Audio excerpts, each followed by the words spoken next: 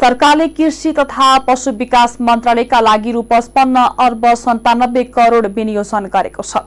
आइतबार संघीय संसदको संयुक्त बैठकमा आर्थिक वर्ष 2079-80 को बजेट प्रस्तुत गर्दै अर्थमन्त्री जनार्दन शर्माले कृषि तथा पशु विकासका लागि रु 55 अर्ब 97 करोड विनियोजन गरिएको जानकारी दिनुभयो। उहाँले धान, मकै, गहुँ र तरकारीको लागि आयात 30% घटाइने बताउनुभयो। त्यस्तै बाँझो र उपयोगविहीन कृषक सहकारीलाई लिजमा उपलब्ध गराइने, सबै वडामा कृषि प्राविधिकको व्यवस्था, न्यूनतम समर्थन मूल्य तोकेर कृषि उपज सरकारले खरिद गरिदिने उहाँले बताउनुभयो। त्यस्तै किसानलाई सरल र सहज रूपमा बिउ, मल र प्रविधिका साथै सहुलियत, कर्जा र कृषि बीमा विस्तार गरिने मन्त्री शर्माले बताउनुभयो। उहाँले किसान पेन्सन योजनाको बिउ पुँजीका लागि 1 अर्ब विनियोजन गरिएको जानकारी दिनुभयो। ग्रीन हाइड्रोजन र ग्रीन एमोनिया प्रविधि प्रयोग गरी रासायनिक मल कारखाना स्थापना गर्न लगानी बोर्ड नेपाल मार्फत कार्य अगाडि बढाइनेछ। आगामी वर्ष प्रमुख बालीहरू लगाउने समयमा रासायनिक मलको सहज आपूर्ति सुनिश्चित गर्न मल खरिदका लागि रु 15 अर्ब विनियोजन गरेको छु। तीनै तहका सरकारको समन्वयमा प्रत्येक स्थानीय तहमा प्राङ्गारिक मल उत्पादन तथा उपयोगलाई प्रोत्साहन गर्न आवश्यक रकम विनियोजन गरेको छु। धान, गहुँ, मकै र दूध लगायतका कृषि उत्पादनको न्यूनतम समर्थन मूल्य तोकिनेछ। उक्त मूल्यमा तोकिएका खाद्यान्न बाली खाद्य व्यवस्था तथा व्यापार कम्पनी लिमिटेड लगायतका संस्थाहरूले खरिद गर्ने व्यवस्था मिलाइनेछ।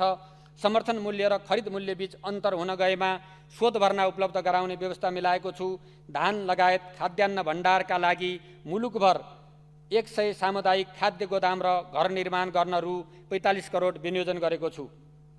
खाद्य सुरक्षाको लागि बिउ सुनिश्चितता अभियान अन्तर्गत कृषिमा आत्मनिर्भरताका लागि गुणस्तरीय बिउ बिजनमा क्रमशः आत्मनिर्भर बनाउँदै लगिनेछ।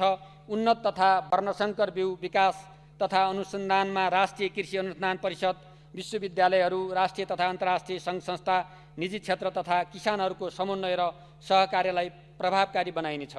पशुपन्छी तथा मत्स्य पालनका लागि आवश्यक उन्नत नस्ल माछाका भुरा, उन्नत घाँस, बिउ, बेर्ना, दाना, औषधि, खोप लगायतका सामग्रीहरू स्वदेशमै उत्पादन गर्न प्रोत्साहित गरिनेछ।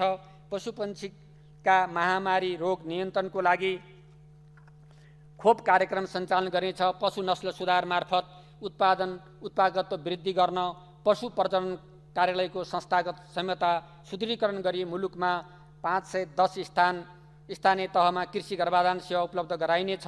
कुखुरा लगायत पशुपन्छीको खोपको आयातमा सहजीकरण गरिनेछ।